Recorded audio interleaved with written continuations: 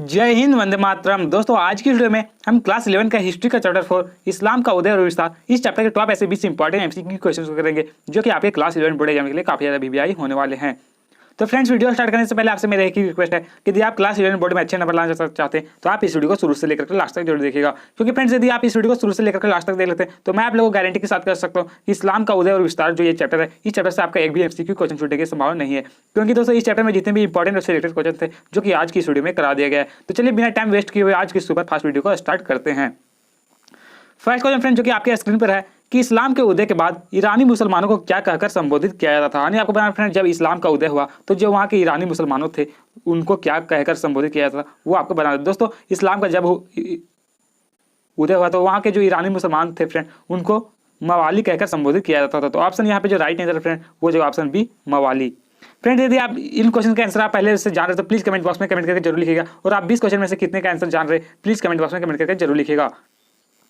Next 2 में दिया गया कि सबसे प्राचीन संपूर्ण कुरान कौन सी शताब्दी का है। यानी आपको बताना फ्रेंड, ये जो सबसे प्राचीन कुरान है वो कौन सा शताब्दी का है वो आपको बताना है। ऑप्शन ये है 9वीं शताब्दी, बी है 8वीं शताब्दी, सी है पहली शताब्दी, या डी 7वीं शताब्दी। तो दोस्तों, सबसे प्राचीन कुरान की बात करें तो सबसे प्राचीन कुरान जो है वो 9वीं शताब्दी का है। तो ऑप्शन ये यहाँ पे करेक्ट आंसर हो जाएगा 9वीं शताब्दी।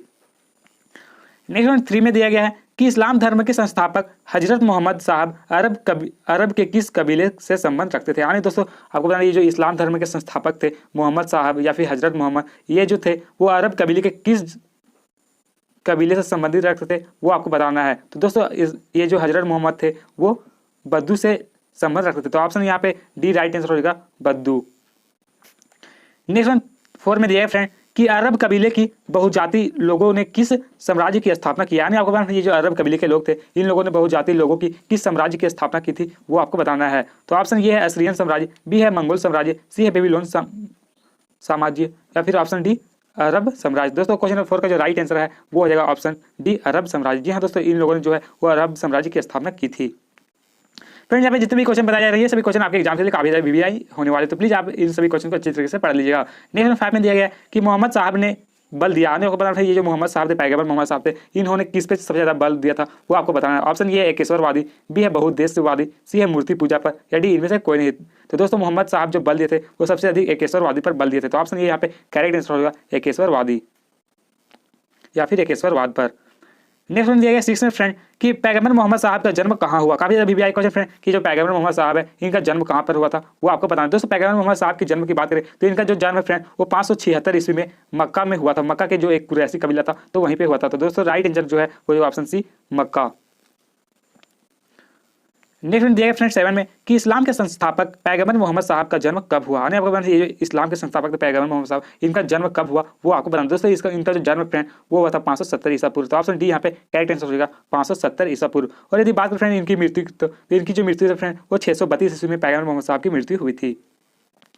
नेक्स्ट 8 में दिया गया कि मुस्लिम पंचांग का प्रथम वर्ष माना जाता है। आपको बताना ये मुस्लिम पंचांग है इनका प्रथम वर्ष कब माना जाता है वो आपको बताना। दोस्तों, मुस्लिम पंचांग के प्रथम वर्ष की बात करें तो यहाँ पे जो राइट आंसर है वो हो जाएगा 622। जी हाँ, तो 622 ईस्वी से मुस्लिम पंचांग की जो प्रथम वर्ष है वो माना जाता है। तो ऑप्शन सी यहाँ पे करेक्ट आंसर हो जाएगा।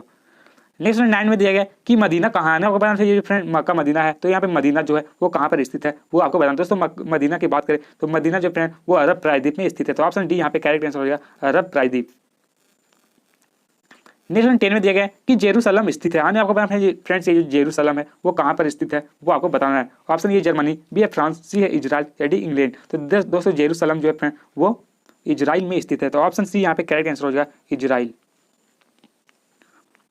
नेक्स्ट वन दिया गया 11 में कि पैगंबर मोहम्मद की माता का नाम क्या था। काफी वीवीआई क्वेश्चन फ्रेंड आपके एग्जाम से ले कि जो पैगंबर मोहम्मद साहब थे इनकी माता का नाम क्या था। तो इनकी माता के नाम की बात करें फ्रेंड तो इनकी जो माता का नाम था वो अमीना था। तो ऑप्शन यहाँ पे ये करेक्ट आंसर हो जाएगा अमीना। दोस्तों, क्वेश्चन में आपसे ऐसे भी पूछा जा सकता है कि जो पैगंबर साहब थे इनकी पत्नी का नाम क्या था। तो इनकी पत्नी का नाम जो फ्रेंड वो खदीजा था। तो आप और इनकी बेटी का जो नाम था फ्रेंड वो फातिमा था। नेक्स्ट 12 में दिया गया कि इस्लाम धर्म के संस्थापक कौन थे। यानी आपको पता है ये जो इस्लाम धर्म है इसके संस्थापक कौन है। तो दोस्तों, इस्लाम धर्म के संस्थापक की बात करें तो पैगंबर मोहम्मद साहब को जो है वो इस्लाम धर्म के संस्थापक माना जाता है। तो ऑप्शन ये यहाँ पे करेक्ट आंसर होगा पैगंबर मोहम्मद। नेक्स्ट 13 में दिया गया कि चौथा खलीफा कौन था जिसकी हत्या कूफा के मस्जिद में हुई थी। आज आपको बता ये चौथा खलीफा कौन थे जिनकी हत्या जो है वो कूफा के मंदिर में की गई थी वो आपको बताना। दोस्तों, चौथा खलीफा वो अली थे जिनकी मृत्यु जो हत्या है वो कूफा के मंदिर में कर दिया गया था। तो ऑप्शन सी यहाँ पे करेक्ट आंसर हो जाएगा अली।